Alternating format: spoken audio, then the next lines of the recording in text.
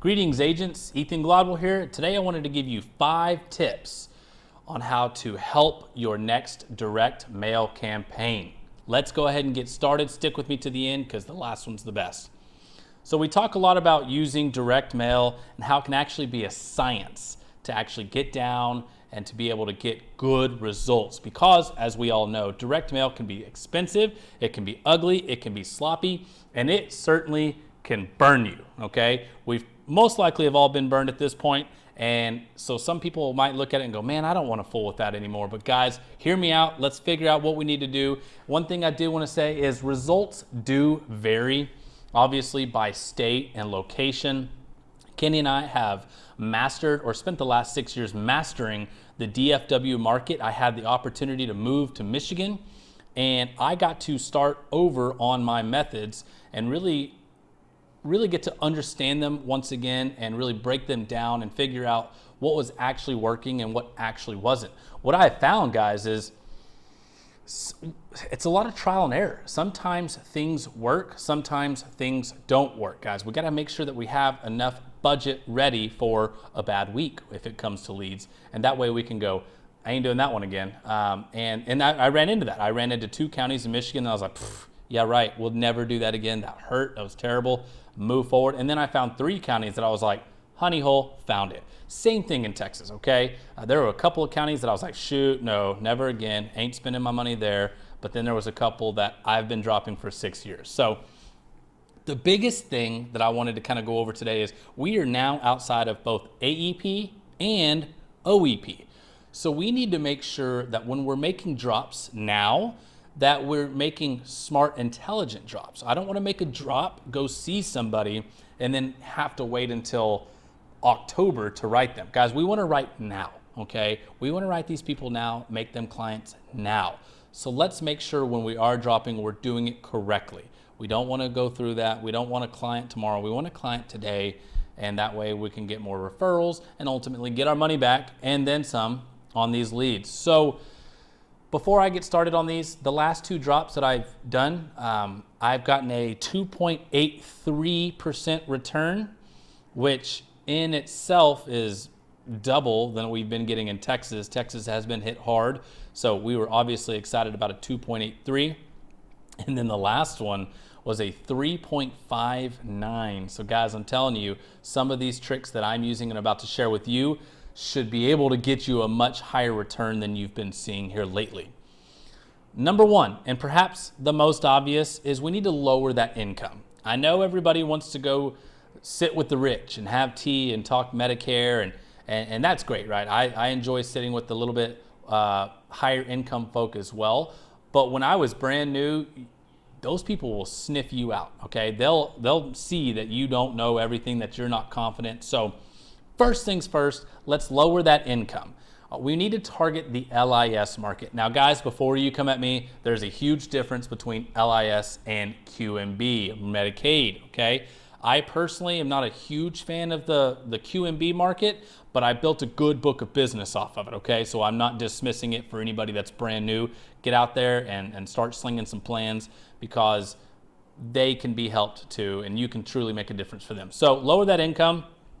And the good thing is, like the other day I had a client that they had a decent plan, but they could do a little bit better with another plan, but one drug was a tier 4 instead of a tier 3. And if you know anything about drugs, that's terrible. That's not a good idea. My only option to get him pushed over into the better plan was to get him on LIS or extra help. So I had that opportunity to actually apply for extra help for them. Just got the phone call yesterday while I'm sitting here in Mexico that he got approved. And he was like, man, my drug went from, I think he said $83 a month all the way down to $3. Man, what a call, right? What a call, what a client. That client is gonna be telling everybody about me, right? So that's a good opportunity. Number 2, this takes a little bit of work on your end. You wanna find areas with good chronic plans, good dual plans, 5-star plans, and any sort of disaster special elections. This part requires a little bit of work on you. The easiest way that I do that is I go to Medicare.gov. I look at plans. I start going through zip codes in counties that I want to work.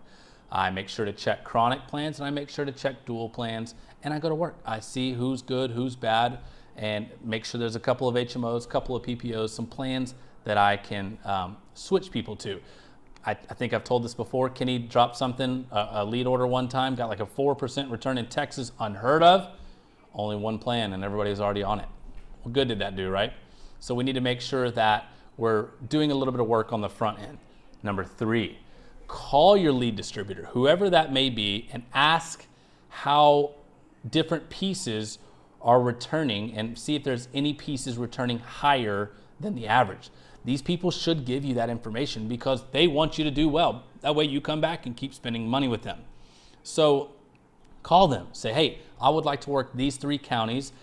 Just based on your information, what piece do you see that is returning really well in that area?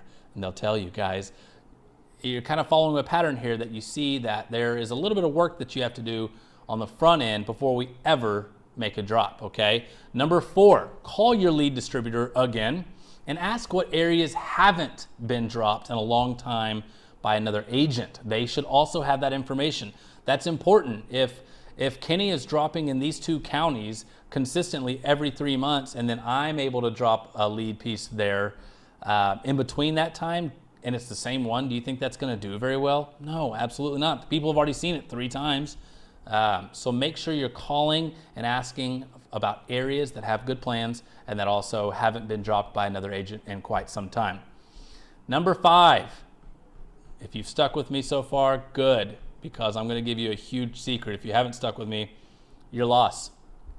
Number 5, experiment with the age. What do I mean by that? I personally dropped below the age of 65 years old. Why, you may ask? People are on disability, guys. And a lot of times they're on disability with just a PDP. They don't know, they've been told, I don't know where this came from, maybe it was a rule a long time ago, they've been told that they can't get a Medicare Advantage plan because they're under 65. Now, a lot of people do have Medicare Advantage plans, but a lot of people aren't marketing to these folks, okay? So I experimented with the age. I went down below. You're gonna get a few people that you call that filled out the card that you call and they say, I don't have Medicare. Okay, well, do your parents have Medicare? No, great, see you later. All right, I mean, it's as simple as that. You're gonna get that, don't worry, because you're gonna get 1 or 2 in every lead drop that do have Medicare under 65 with just a PDP, okay? So make sure to experiment with that age and drop it down, and also experiment and go up with it. I used to drop till about 75. Although the average age of a male in America is 76, the average age for a female is 78, people are living much longer than that, guys. And the older we get, the less we tend to want to change. So if you can find a client, show them how you can help them, and then guess what? You've got a client for the rest of their life. And also, guess what? If they're 78, they had kids earlier than we did, guys. If they're 78, their kiddos could be 60, 62, and depending on their age, they could be aging into Medicare. Guess what? You help mom, daughter's gonna call you, I promise you. If mom loves you, daughter loves you, son loves you. You see in there? All right, so number 5, one of the most important. I'm glad you guys stuck around. Let me recap this real fast, keep it simple. Lower that income while we're outside of AEP and OEP. You need to find areas with good plans, good chronic, good dual, 5-star. Find some disaster SEPs. I think there might be one with COVID still. Number 3, call your lead distributor. Ask them what piece is returning higher. They'll give you that information, or they should, and if they don't, probably find somebody else. Number 4, call them as well and ask where are areas that hasn't been dropped in some time. And number 5, again, most important, experiment with that age. Don't get mad at me if you get somebody at 55 years old that fills it out and says they don't have Medicare. Who cares, guys? There's ACA if you sell it. There's life insurance if you sell it. You have other things that you can help them with, including their parents. So don't get upset because you're going to get that one that doesn't have any sort of coverage. They're going to be new to Medicare, and that alone should pay for your lead costs. Everything else, gravy. Hope you guys enjoyed. If you have any questions, please reach out. As always, find us on Instagram. We'll talk to you guys soon. Take care.